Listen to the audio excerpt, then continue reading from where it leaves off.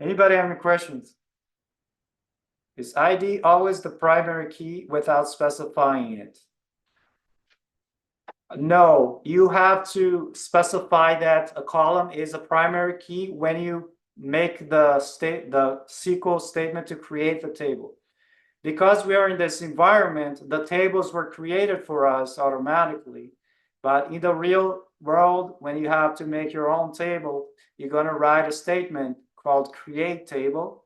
And then you're going to specify each column. And there you're going to say, is this column primary key or not? So you have to do it. But if you're using any kind of framework for programming, like a web server, what we call ORM, Object Relational Mapper, they conveniently have all these things like built in for you. So you probably wouldn't have to do it manually, but in practice, it's behind the scenes. It's there. Somebody had to add it. What is Varchar 100? So every column has a type in SQL. Like you can store numbers, right? You can store text. You can even store binary files, like I don't know, images or whatever. So if you look at the left-hand side here, customer ID is an int. Int is like integer, which stands for just a number. That's an integer, right? 1, 2, 3, and so on. And then first name is Varchar 100. Varchar is a character varying string, meaning it's a string of characters that vary in length. So I can have one character, I can have two, I can have three, and so on. But it has to be a limit, right?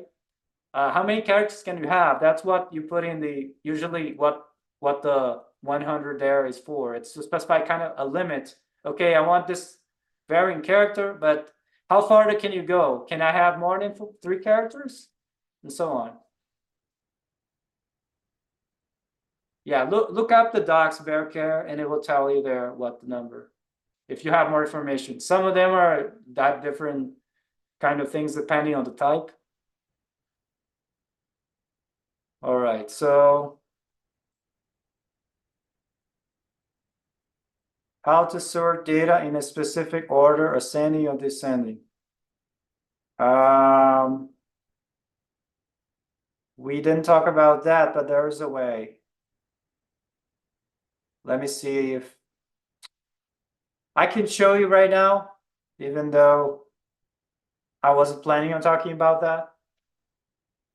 So let's say you can see now the columns start from customer ID 1 up to 7, right? What if I want to reverse that?